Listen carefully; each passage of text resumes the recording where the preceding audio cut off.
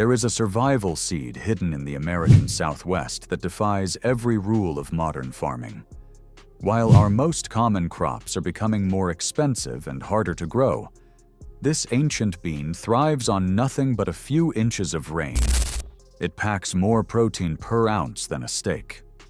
And it survives in temperatures that would turn a cornfield to dust.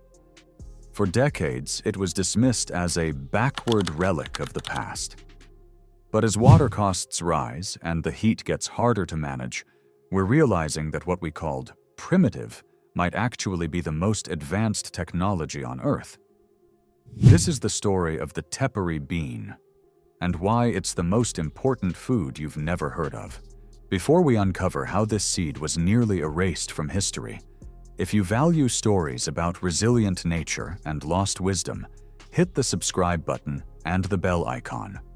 It's the best way to help us preserve this knowledge for the future. In 500 BCE, people in the Tehuacan Valley were storing seeds in underground pits. When archaeologists opened those pits 2,500 years later, the seeds were still intact, still viable. You could plant them today. But here's what blew me away. In 2021, geneticists traced those seeds back 5,000 years to a single domestication event in the Sonoran Desert. 5,000 years. I had to reread that study twice because it seemed impossible. These weren't Mexican beans that migrated. They came from the desert first. The people who domesticated this crop had no laboratories, no writing system, no universities. Yet in the most brutal desert in North America, they chose this bean before corn, before squash, before anything else. Not because it tasted better, because it kept them alive. The Tohono O'odham, and I really hope I'm pronouncing that correctly, called it bawi, which just means bean. But that name doesn't capture what this thing actually does. Okay, so at 118 degrees Fahrenheit, when corn is shriveling and soybeans are cooking in their pods, the tepary bean keeps flowering and setting pods. It manufactures specialized amino sugars that protect its proteins from heat damage. I'm not a botanist, but when I first read about this mechanism, I spent like an hour just trying to understand how that's even possible. During drought, the leaves fold up during the day to conserve every drop of moisture, then open again at night when temperatures drop. It's photosynthesizing when almost nothing else can. And this part? This part fascinates me more than anything else I found. It's a nitrogen fixer. Let me explain what that actually means. You plant it in depleted soil, harvest your crop, test the dirt afterward. Nitrogen levels are higher than when you started. It heals the ground while feeding you. Most crops extract nutrients. This one adds them. Protein content ranges from 22 to 25%, depending on variety. That's more than beef. Growing in sand, with almost no water. The Tohono O'odham have an oral tradition that says the Milky Way isn't stars. It's white tepary beans scattered across the sky by the Creator. That's how abundant it once was. How central to their entire worldview. By 1000 CE, the Hohokam, again hoping I'm saying that right, had figured out how to farm the impossible. They didn't irrigate in the conventional sense. They used ache-chin farming, planting in dry washes that would flood briefly during monsoon season. Simple brush structures caught flash floods and redirected water into fields.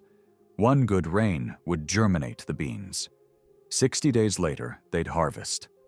2 monsoons meant 2 full crops per year in areas that got maybe 3 inches of annual rainfall. I did the math on this, by the way. 3 inches of rain annually is less than what Phoenix gets now, and Phoenix is considered a desert city that shouldn't even exist according to most hydrologists. By the 1920s, Tohono O'odham farmers were producing 1.5 million pounds of tepary beans annually. 1.5 million pounds. That's enough protein to feed roughly 30,000 people for an entire year, just from desert farming with almost no water. There was a trade network spanning the entire Southwest, Arizona, Sonora, reaching all the way to the Great Plains. And their health reflected that diet. Before industrial food arrived, the Tohono O'odham had virtually 0 cases of type 2 diabetes. Their traditional diet, tepary beans, mesquite pods, cholla buds, maintained stable blood sugar and balanced cholesterol naturally. The tepary's soluble fiber slowed digestion. Its low glycemic index made it metabolically ideal. Recent studies have even found protease inhibitors in tepary beans that suppress certain cancer cell growth lines. I need to be clear, I'm not claiming it cures cancer. But there's clearly medicinal value beyond basic nutrition that we're only beginning to understand. This was preventative medicine growing in sand. So how does something this valuable vanish in less than a century? You make it illegal to remember. Starting in the 1600s, Spanish Franciscans built missions up and down the Rio Grande. Their agenda was pretty straightforward: convert natives, control land, extract wealth. They brought wheat, barley, European cattle, and forced native farmers to plant wheat for church taxes. Tepary beans? Too wild, too uncontrollable. They required no European seeds, no European tools, no European permission. I found this 1694 Jesuit journal entry, and when I first read it, I thought I was misunderstanding the translation. But no, they literally described the crop as too wild to control. Like, that was the problem? That it grew without needing them? A plant that grew without irrigation, without ownership, without dependence, was a direct threat to the entire colonial system. Fields were plowed under, sometimes burned. The cruel irony?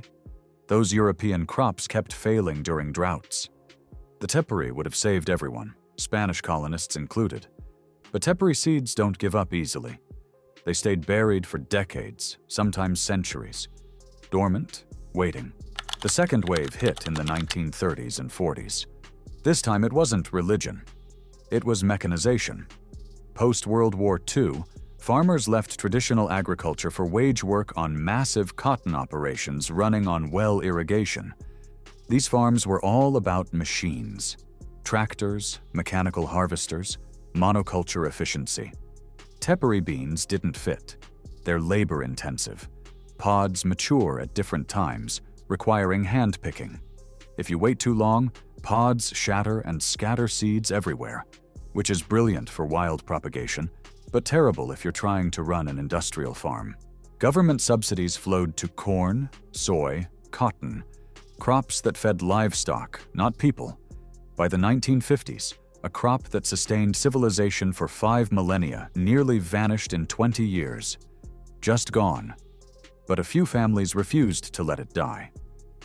Ramona Button from Ramona Farms found black tepary beans someone had saved in an old trunk.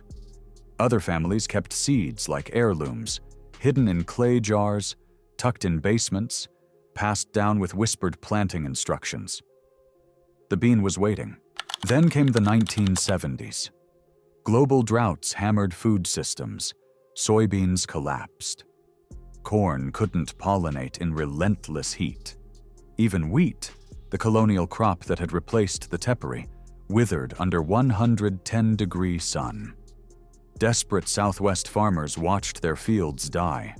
Agricultural researchers started testing wild plants still thriving in desert soil.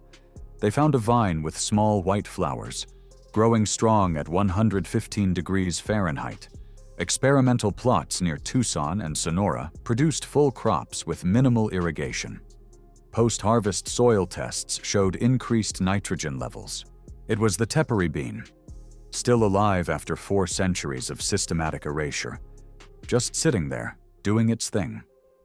Dr. Howard Scott, a USDA researcher, called it a gift from the past to the future. Compared to soybeans, it delivered 20 to 25% protein, resisted pests naturally, and needed 1/3 the water. Not an agricultural relic. A survivor built specifically for extreme conditions. But survival alone doesn't guarantee a comeback. The Teperi had everything big agriculture claims to want: high yield, drought resistance, natural soil recovery. One fatal flaw from their perspective: you can't patent it, can't genetically modify it in proprietary ways, can't sell expensive fertilizers alongside it because it doesn't need them. And this is the part that genuinely pisses me off. I've read agricultural journals that label it unsuitable for commercial production, while the same institutions publish research papers praising its climate resilience. The contradiction is right there in print. Same authors sometimes.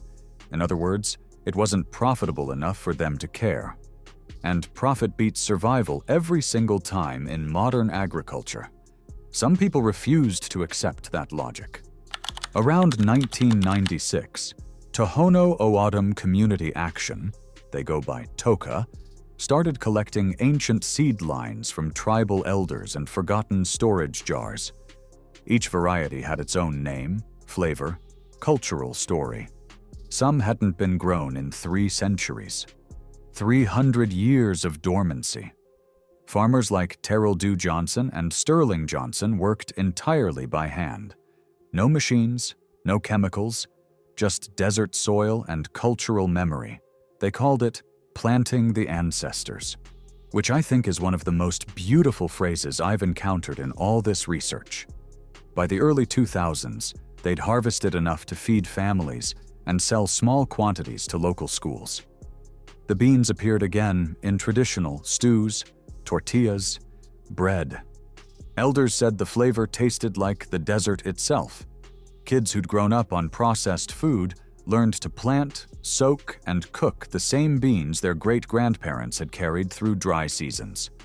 Every seed represented survival. TOCA built a food co-op and partnered with universities to share research.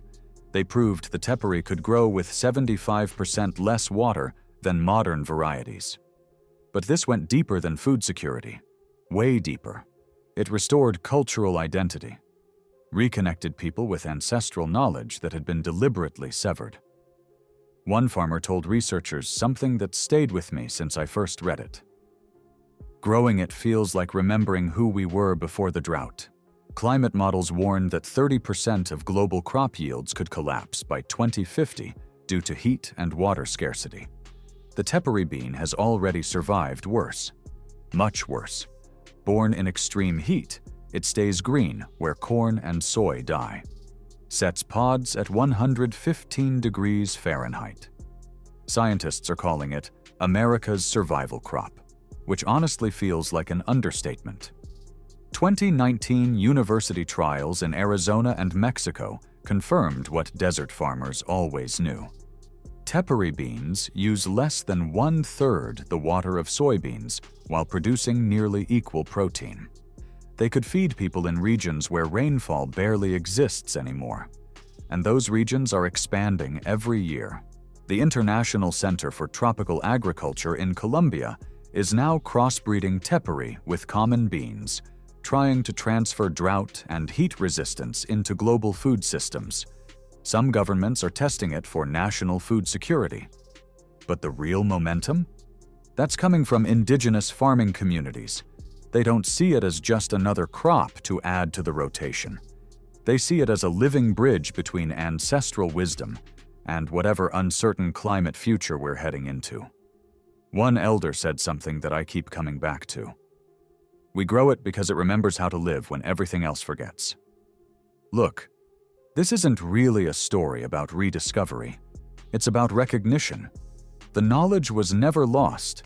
It was systematically ignored by people with different priorities, different profit margins, different timescales. Now we're in this absurd situation where the world is spending billions trying to engineer drought-proof seeds in laboratories, while the answer has been sitting in the desert for 5,000 years, just waiting. This bean adapted to absolute scarcity, fed communities through killing heat, survived colonial missions, industrial mechanization, and corporate agricultural systems that had zero use for it. It never stopped offering its gifts. It just waited patiently for us to remember it existed. The knowledge isn't lost. It's buried in every seed, every pod, every harvest that happens against the odds. The crop we dismissed as primitive and backward might actually be the blueprint for agricultural survival in a hotter world. And I think we're finally starting to realize that.